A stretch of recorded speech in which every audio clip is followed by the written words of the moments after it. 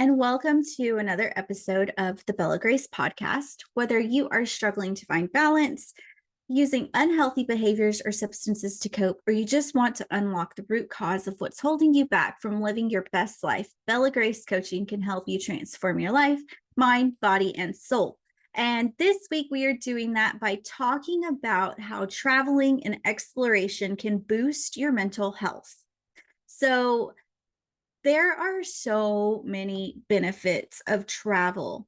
I do want to stop here and just take a second to acknowledge that travel is not really available to everyone, whether it's financial constraints or personal obligations.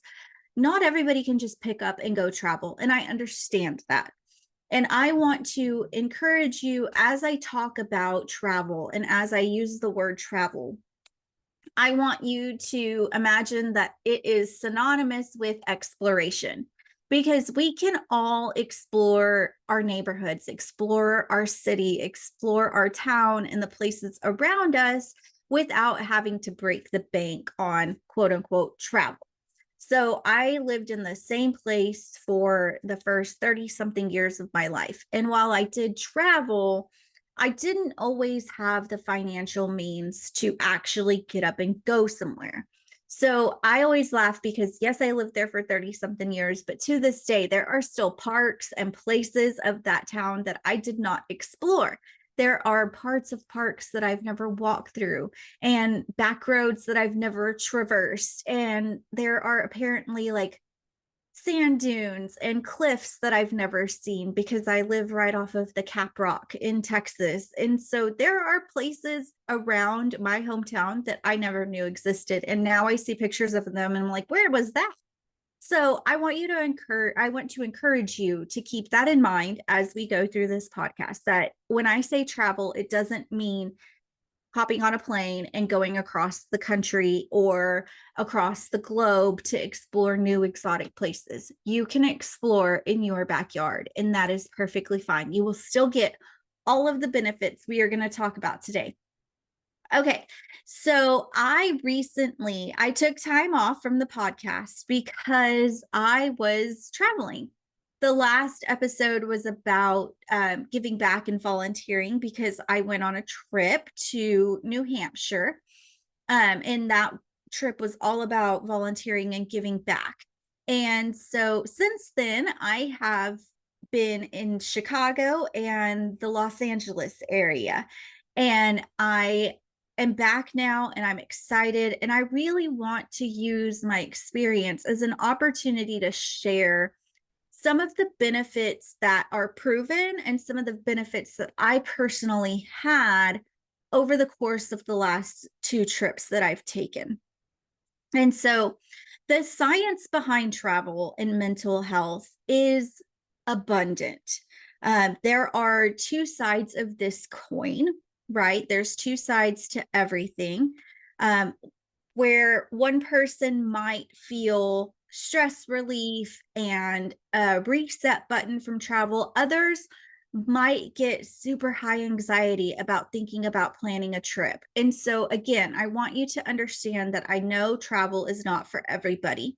And if it's not for you, that's fine. Maybe this looks like exploring the world around you, trying a new restaurant, going to a new pub, or whatever it is, like trying a new food. So just keep that in mind. I know travel is not for everybody. So you can fill in the blank with whatever travel, quote unquote, travel and exploration means to you.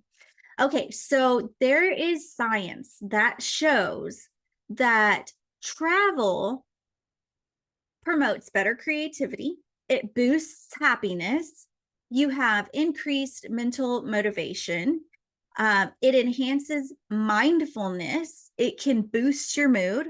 It can lower anxiety. It can increase productivity.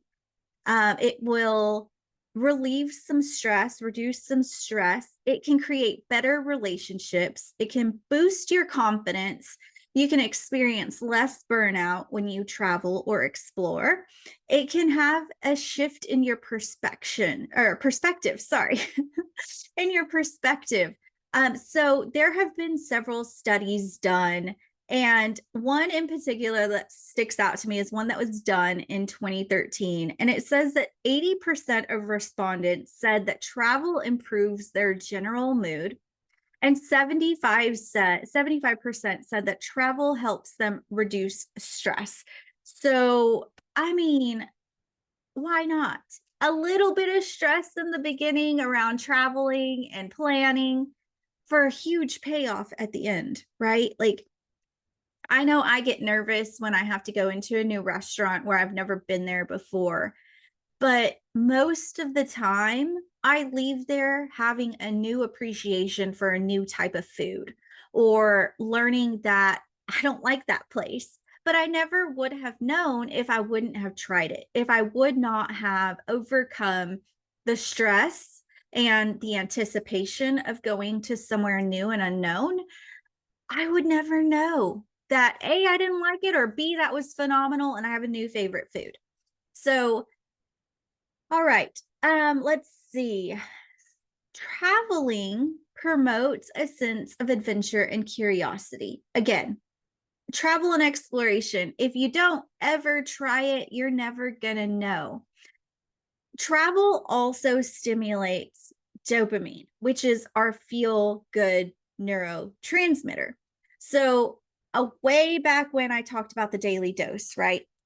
And I talked about how the daily dose is dopamine, oxytocin, serotonin, and endorphins. And so I want to talk about how travel helps you get your daily dose. So we are going to start with dopamine.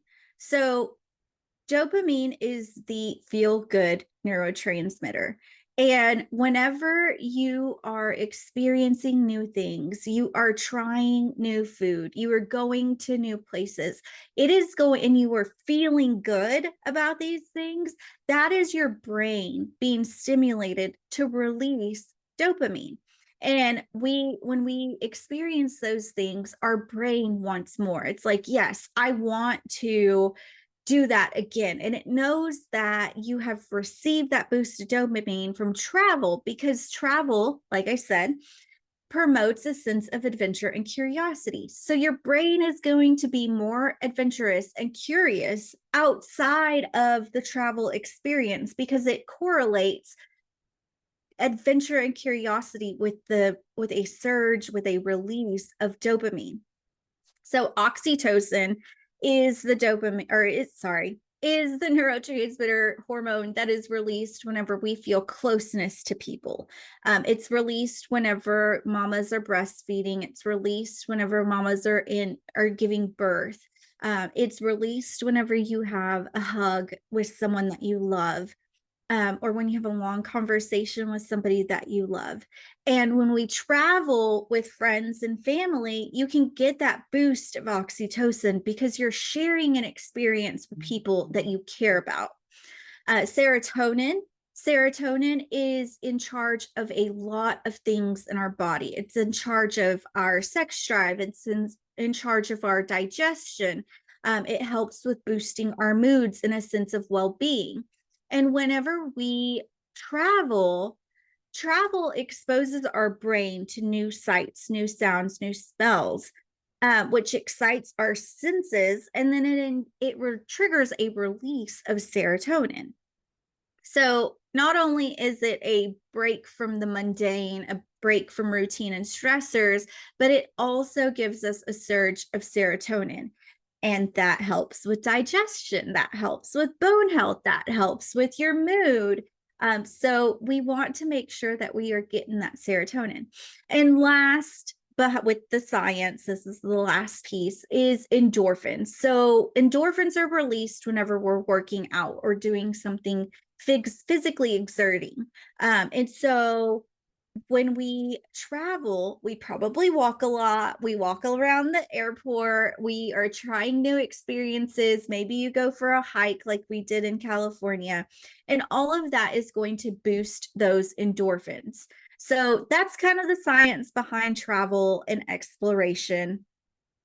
Traveling as a form of self-care. So As I've said several times, traveling encourages a break from our daily responsibilities and allows for some self reflection. So, when I'm traveling and crap hits the fan, or when I'm exploring and crap hits the fan, I really try to reflect on what I did in this situation. How could it have been better? What could I have done differently? And it also gives me some space. So, my daughter and I found ourselves on an hour-long train ride from um, Chicago O'Hare Airport to downtown Chicago. And on that train ride, I really just sat and thought about the fact that my daughter is a senior in high school and how our journey has gotten us here. And for those of you who don't know, my daughter's dad was incarcerated when she was an infant, and he was sentenced to 15 years. And I was gutted. I was absolutely gutted when we got the sentence because A, he didn't do what he was accused of, and B, he had fought so hard to fight that case because it was important to him to be there for his kids. And suddenly he wasn't. And suddenly I was a single mom. And my worst nightmare was for my daughter to grow up with no dad and a single mom like I did, because it was tough. And I wanted nothing more than for my daughter to always have her dad.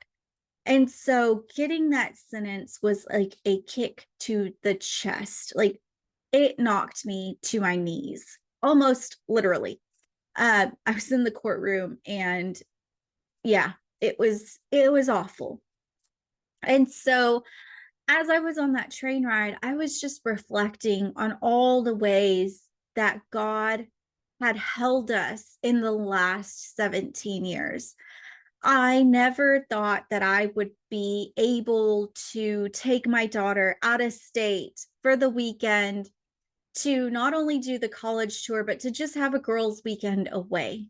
I never thought that was in the cards. I thought I would forever be a struggling single mom. And that is the furthest thing from our reality now. And I just reflected on all the ways that God has held us in his hands over the last 17 years, and how my daughter is literally walking in my answered prayers. And it was so great. And had we not traveled, had we not had that train ride, I would not have been able to have that moment of reflection and gratitude for everything that we've been through, good, bad, and ugly, like all of it. I was so thankful for every bit of it, because every bit of it has shaped her and me into the people that we are today. And I'm so thankful for it. And I'm thankful for the time that we had on that trip for me to truly sit and reflect on that, because it has changed the way that I think about her college experience and planning for college and all the things that come along with it. And so, yeah, it gives you a time to break away from daily responsibilities and allows for self reflection. And so that takes me to the second point of travel as a form of self-care, which is it allows us to disconnect from work and technology and to reset mentally and emotionally. So while I don't 100% disconnect when I am on vacation, I know some people do, but I am a lot slower to respond to text messages. I don't respond to work emails if it's not a dire emergency. I don't respond to it. I usually wait to post to social media until the moment has passed and we're just sitting around or resting for a while. And that time away from technology and day-to-day responsibilities really is an opportunity for me to reset. I know the work will be waiting for me when I am done. And sometimes that can be a little bit stressful, but I have created ways to deal with that stress after the fact. So I have a triage system where I deal with the most important emails first, or I'll work through my inbox backwards to top. That way I'm dealing with the older stuff first. And then I just knock it out. So I try not to let the stress of the work that's waiting steal from my peace and my joy in the present moment. So, some ways that you can practice mindfulness while you travel is to take some quiet time to go for a walk before the family gets up and everyone hits the ground running to go to Six Flags or Disney or to the beach or whatever it is. Take some time for yourself. Take a quick walk around the block. Sit at the table and have your cup of coffee. Sit out on the back porch or on the balcony in the hotel room and have a quiet cup of tea. Journal, read your Bible. These are all ways that you can practice mindfulness while you travel to make the most of your self-care on that trip.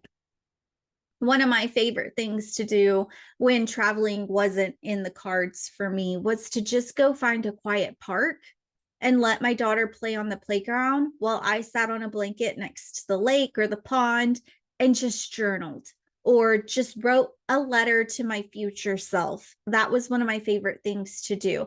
I would write a letter in my journal and just capture the moment and what I was feeling and where I hoped to be one day. And I have to tell you, I'm pretty dang close to being where I hoped I would be one day. And that makes me incredibly proud. But if it weren't for those moments of mindfulness and reflecting, I never would have been able to appreciate it now because it would have been a fleeting thought, right? Like if I hadn't taken the time to write down what was going on in the moment, the stresses, the anxiety, the hopes, the fears, the dreams, if I hadn't written them down, they would have just been a fleeting thought. And now I wouldn't have them to reflect on and say, Teresa, you did it. Like you worked hard, you fought the battles, and now you get to sit back and live the life that you dreamed of. And yeah, this life that I dreamed of is not easy. I'm always busy. I'm always doing things.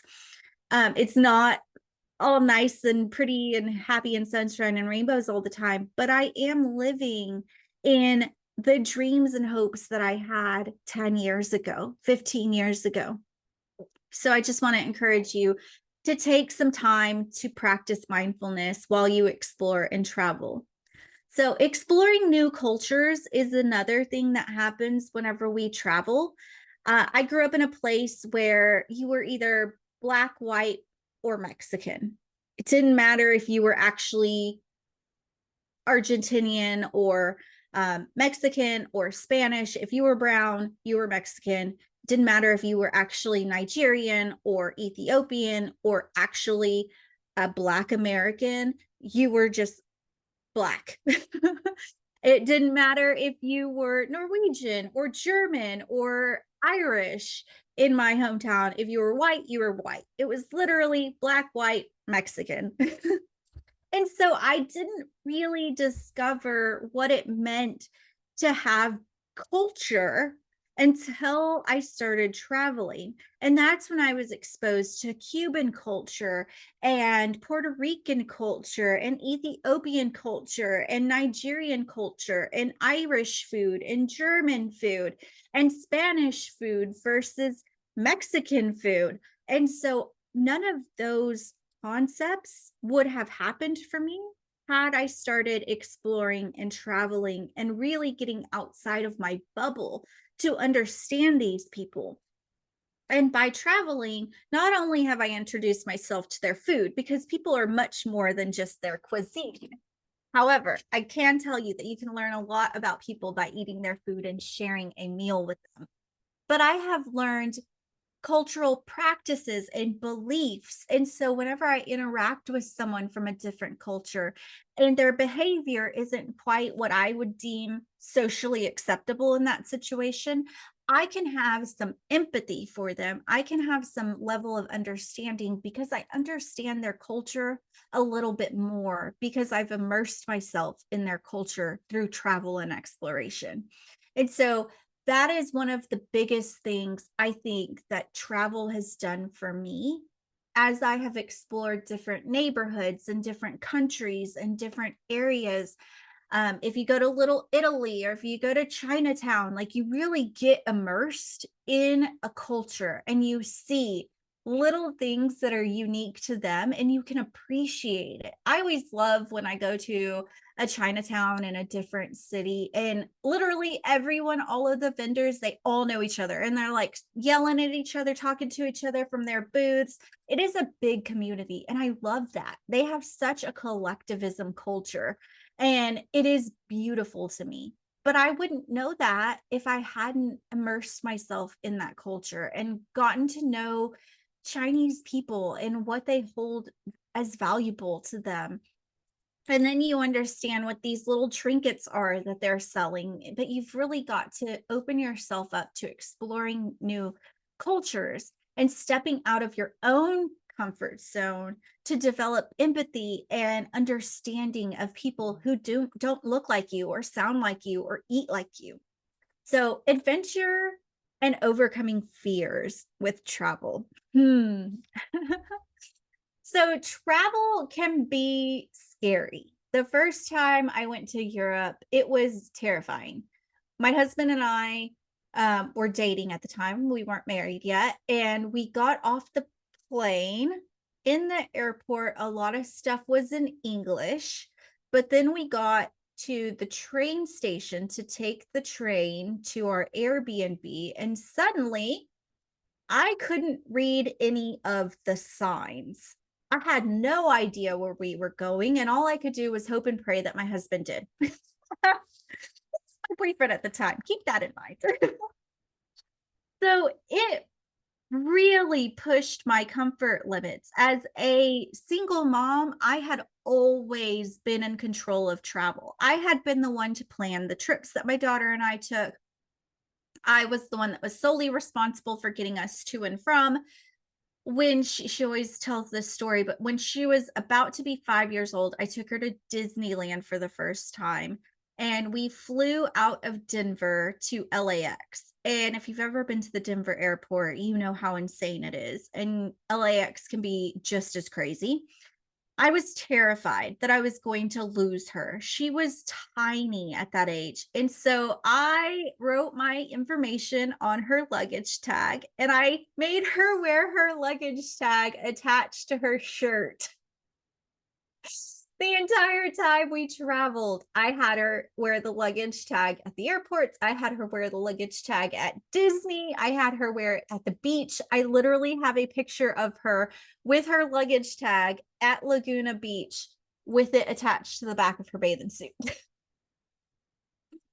But I was the one that was in charge of all that. So when I started traveling with my husband, I was suddenly relinquishing control, the need to control to my husband. And that was anxiety inducing for me.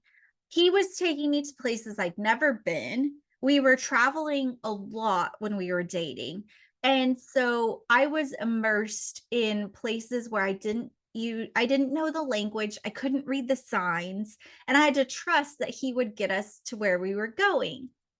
And as we traveled together, I began to grow my confidence in his abilities and my own abilities in navigating unusual and unknown situations. And that is one of the biggest things that I'm grateful for when it comes to traveling is that it has shown me that I can overcome my fears. I can push past my self-inflicted limits and I can do more than I ever thought that I could. And that sense of achievement and accomplishment goes a long way because when I am in an everyday life situation that I don't think I can handle, I remember, hey, Teresa, you traversed a train station in a country where you could not read the signs and you got to your Airbnb safe. I can handle this thing, right? It gives you a sense of accomplishment, and that translates to confidence in other areas of your life. Okay, so now we're going to move on to solo traveling and how it can boost a stronger sense of connection. So Solo traveling is something that I've only done a couple of times. I usually travel with family, friends, someone who is more in control than me. So I traveled with my daughter for the first time by ourselves in a very long time. And it was to Chicago, and we had to kind of navigate our way around the city, and we got lost. But we only got lost once. We had been to Chicago enough times that we were able to navigate that. But it fostered a sense of connection between my daughter and me. I learned that she is capable to navigate a city on her own. It boosted both of our confidences in our ability to travel by ourselves, together and individually. And on that trip, I really wanted my daughter to understand that she was capable of traveling with or without people.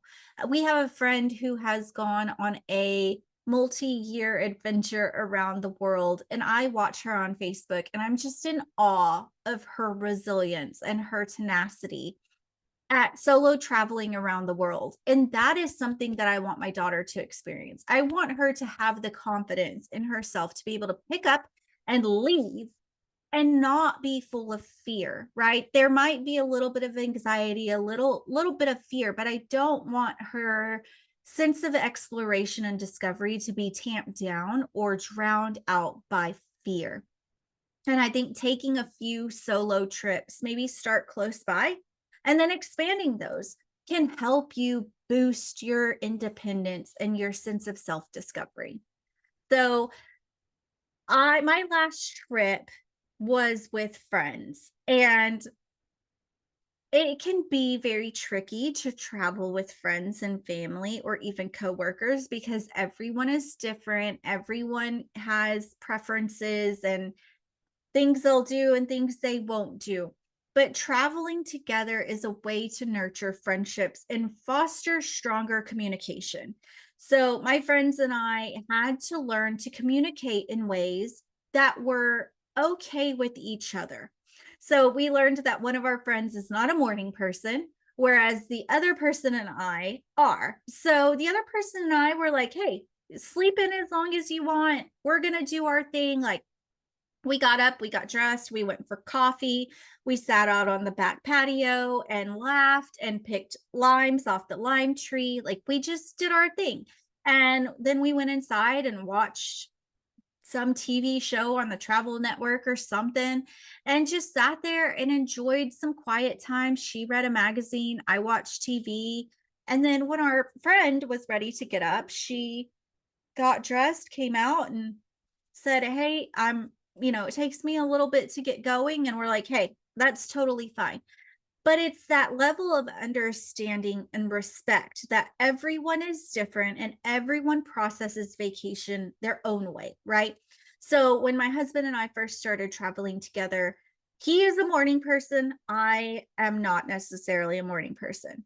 I'm a morning person if I get enough sleep. That's the key for me. I have to get 10 hours of sleep or I am non-functioning in the morning. Well, my husband wanted to stay up until 2 in the morning, but we also had to wake up at 5:30 in the morning for an excursion. And I was like, look, dude, you get one or the other, but I can't do both. So we're either staying up for the concert or we're going to an after party or we're going to bed early and going to the excursion. Like, we can't do both. We either go to bed early and make the excursion or go to the after party and miss the excursion. It's up to you. So we ended up staying up pretty late and he still woke me up for the excursion. I did not speak to him for the hour-long ride it took to get to the jungle where our excursion was. He learned very quickly that trip that I need my beauty sleep. But these are things that you learn when you travel with people. And it builds your bond, it builds your ability to communicate with diverse populations, people who aren't exactly like you, and it builds your bonds together. So if you can just push through those hiccups and troublesome moments of travel, I promise you will have a deeper sense of understanding for people. If you can look at it, have some empathy and look at it, put yourself in their shoes and see it from their point of view. So travel doesn't have to be expensive. Like I said, you can literally have a staycation. You can explore your own neighborhoods. There are hotels in every town. You can rent a hotel for the night, enjoy their pool, enjoy their amenities, enjoy their restaurant, and act like you're not in your own hometown for the night. You can go for a walk in the park. One of my favorite places to explore in Dallas is Cedar Hill Nature Preserve because it feels like you're not in the city. It feels like you're somewhere in the hill country or in the Wichita Mountains. So find places that are local to you that you can explore and plan your next adventure. What are you waiting for? Even if it's a local experience, I want you to share your favorite travel experiences in the comments. How have they impacted your mental health or your social health? Sorry. And leave it down below. Comment on my Instagram, comment on my Facebook, comment in Spotify, Apple, whatever, wherever you get your podcast. I want to know what has been your favorite travel experience and how has it impacted your mental health? So until next time, be well, be kind, and may you find some joy this week. Bye.